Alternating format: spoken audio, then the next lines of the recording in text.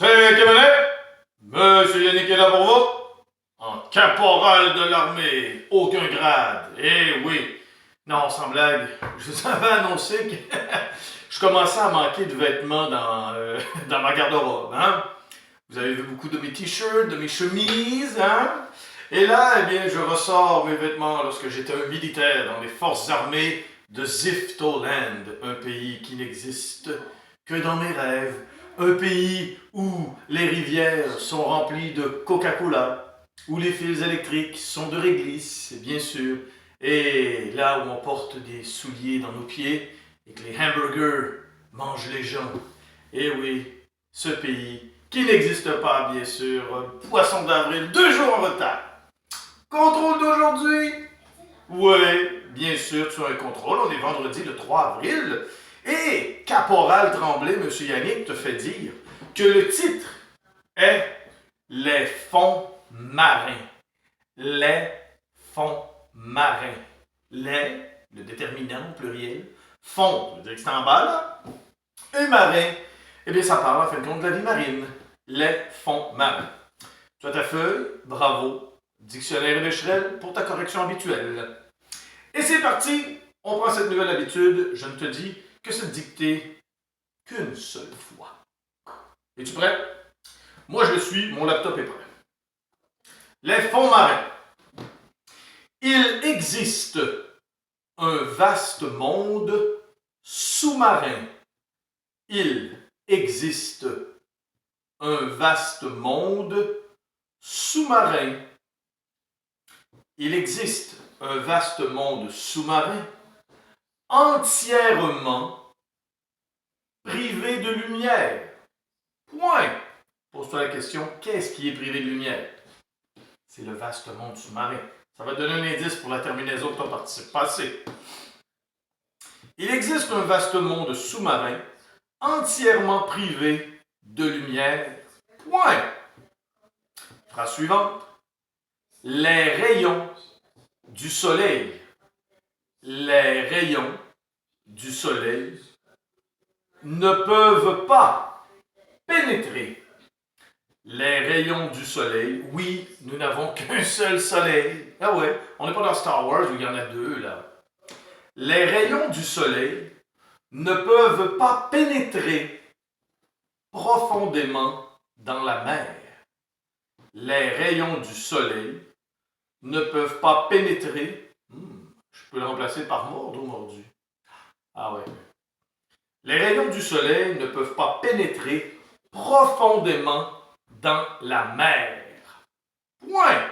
On parle toujours de concept aquatique. On parle pas de maman. Phrase suivante. Sous l'eau. Sous l'eau. Ce truc mouillé là, hein, sous l'eau.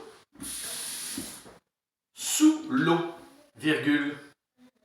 Il fait déjà très sombre. Sous l'eau, virgule. Il fait déjà très sombre. Point. Sous l'eau, il fait déjà très sombre. Donc, tu aurais peur.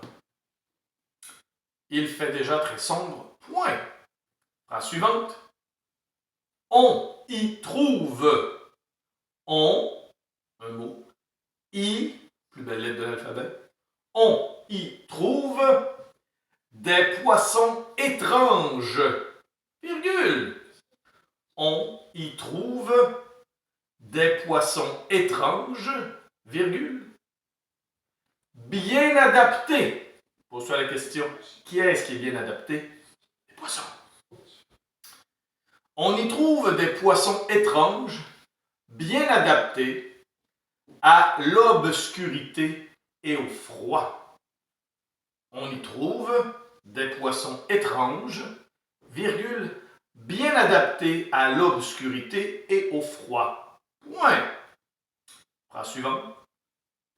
On les appelle. On. Le pronom. Pas le verbe avoir. On les appelle. Les ici, c'est un pronom qui remplace les poissons. Donc, on les appelle. Appelle. Oui, oui, oui, oui, oui. Tu dois le conjuguer avec son sujet qui est on. Je te répète. On les appelle les poissons abyssaux. Tu savais cette semaine le mot abyssal et son pluriel. C'est le temps de le mettre en pratique. On les appelle les poissons abyssaux. Point. La suivante. Ils ont un corps. Ils, au pluriel, ils ont un corps qui résiste. Qui est-ce qui résiste? C'est le corps. Ils ont un corps qui résiste à la pression élevée de l'eau. Point. Qu'est-ce qui est élevé ici? C'est la pression féminine. Je répète. Ils ont un corps qui résiste à la pression élevée de l'eau. Point. Phrase suivante. La température de leur corps, même si on parle de plusieurs poissons, ils n'ont qu'un seul corps. Indice. La température de leur corps arrive toujours à s'ajuster. La température de leur corps arrive toujours à s'ajuster aux températures. Il y a plusieurs températures ici. Aux températures extrêmement froides des fonds marins. Beaucoup d'accords à faire ici. Je te répète cette phrase parce qu'elle veut un point. La température de leur corps arrive toujours à s'ajuster aux températures extrêmement froides des fonds marins. Point. Avant-dernière phrase. Ces bêtes, on ne sait pas c'est à qui, hein? Ces bêtes d'apparence repoussante. Rappelle-toi, ces bêtes, mais elles ont une apparence, ok? Je reprends. Ces bêtes d'apparence repoussante luttent férocement pour mieux s'adapter. Ces bêtes d'apparence repoussante luttent férocement pour mieux s'adapter à leur milieu, un seul milieu, à leur milieu. Ces bêtes d'apparence repoussante luttent férocement pour mieux s'adapter à leur milieu souvent austère. Mot de vocabulaire. Point. Phrase finale maintenant. Bientôt, virgule, on fera peut-être, bientôt, virgule, on fera peut-être d'autres découvertes sur ces poissons. Bientôt, virgule, on fera peut-être d'autres découvertes sur ces poissons qui semblent venus d'ailleurs. Rappelle-toi, le verbe sembler. Eh oui, verbe attributif, bravo. Bientôt, virgule, on fera peut-être d'autres découvertes sur ces poissons qui semblent venus d'ailleurs.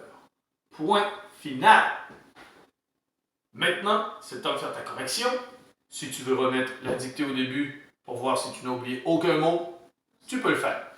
En attendant, c'est terminé. Range dictionnaire et Becherel. On passe au numéro du verbe. Cette semaine, le verbe planter. Le printemps s'en vient. Ben, il est arrivé officiellement, mais les températures un peu plus chaudes vont nous permettre d'aller dans le potager, dans le jardin pour planter, justement. N'oublie pas, hein? Planter des carottes, des tomates, des concombres et bien sûr, des patates. Comment va notre patate? Je te réserve ça pour la semaine prochaine. Attention. Verbe planter en A. Indicatif présent, troisième personne du pluriel. Indicatif présent, troisième personne du pluriel. B. Passé composé, deuxième personne du singulier.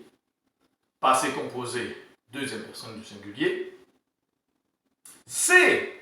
Subjonctif présent, troisième personne du pluriel. Subjonctif présent, troisième personne du pluriel. On poursuit avec D. Futur simple, première personne du singulier. Futur simple, première personne du singulier. Le suivant. Passé antérieur. Le passé antérieur à la troisième personne du singulier. Passé antérieur, troisième personne du singulier. F maintenant. Conditionnel présent. Deuxième personne du pluriel. Conditionnel présent. Deuxième personne du pluriel. On poursuit. Plus que parfait. Première personne du pluriel. Plus que parfait. Première personne du pluriel. Ensuite, imparfait. Deuxième personne du singulier. Imparfait. Deuxième personne du singulier. I maintenant. Futur antérieur. Première personne du pluriel. Futur antérieur. Première personne du pluriel. Et finalement, J, le verbe préféré des profs et des colonels de l'armée. À moins que toi et tes parents trouviez que je ressemble plus à Popa dans La Petite Vie. Il manquerait juste des lunettes. Impératif présent.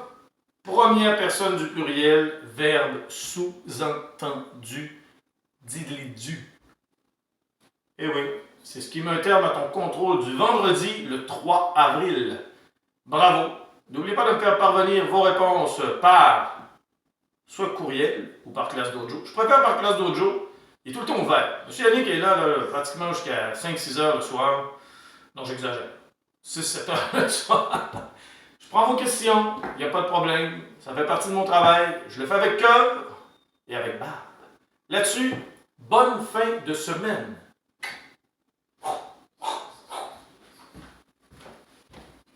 Aouh!